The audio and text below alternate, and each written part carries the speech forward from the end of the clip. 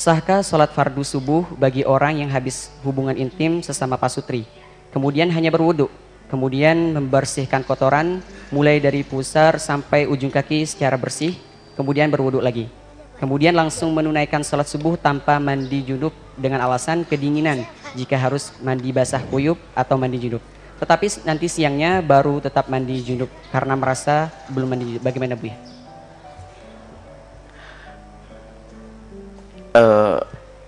Kalau ada orang habis berhubungan suami istri namanya junub, maka dia tidak sah sholatnya kecuali sudah mandi besar.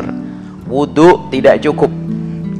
Wudu itu disunahkan kalau seorang suami istri berhubungan suami istri lalu belum sempat mandi, hanya ingin tidur malam biar tidurnya tidak dalam keadaan junub murni, maka mengambil air wudu. Orang junub yang boleh berwudu, bukan orang haid ya, orang junub berwudu boleh, tapi tetap bukan digunakan untuk sholat.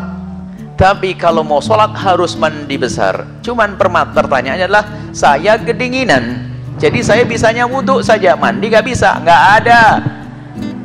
Nah, penggantinya mandi besar nanti ada namanya tayamum. Kalau memang Anda mandi kedinginan, karena ada orang yang model kedinginan, kesentuh air itu nggak kuat, ngerodok begitu, dan betul-betul berat kalau kesentuh air. Biarpun air hangat pun akhirnya air hangat nempel di jasad jadi dingin. Biarpun pakai air hangat nggak bisa dia.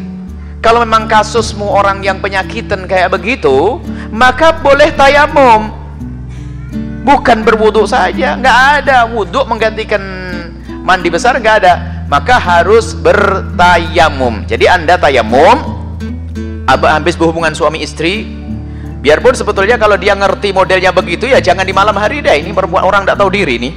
Paling enggak yang ngambil siang biar suasana panas, paling enggak lah begitu kalau biar. Tapi yang namanya orang mungkin suaminya mau pergi dan sebagainya, kok ternyata setelah berhubungan suami istri dia harus mandi mau tidak mau, tapi mandi tidak kuat karena dinginnya atau dia demam, dia tidak mampu, maka selagi benar tidak mampu, yang ngukur adalah dirimu sendiri, maka boleh bertayamum. Tayamum caranya bagaimana? Ambil debu, taruh di koran, taruh di meja, ambil debu, niat saya tayamum untuk diperkenankan sholat, saya mau tayamum untuk sholat gitu saja, langsung diusap wajahnya, kemudian diusap tangannya, bukan gulung-gulung di debu.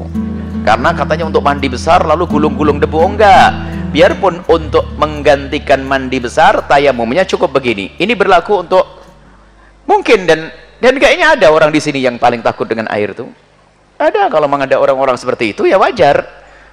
Islam itu mudah Bu, jangan sampai tidak melakukan sholat. Jangan sampai, mohon maaf ini juga saya kasih warning ini.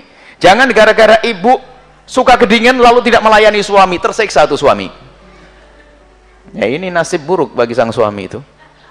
Jadi kalaupun Anda ada ilmunya, Anda tidak bisa bersentuhan dengan air, tapi suami Anda butuhkan Anda layani, ada tayamum.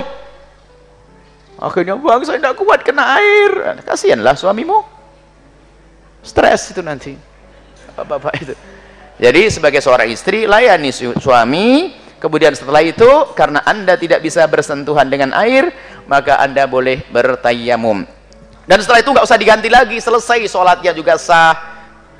Dan tidak perlu ngulang dengan mandi besoknya, nggak perlu, karena tayamum kan ada sebab, dan sebabnya karena sakit, karena nggak bisa menyentuh air, selesai itu menggantikan mandi 100%. Nggak perlu diulang lagi nanti besok kalau sudah matahari sudah tinggi panas saya akan mandi besar, nggak perlu, karena Anda sudah tayamum, dan tayamum menggantikan mandi. Jelas? Alhamdulillah solusi ya, jangan pusing.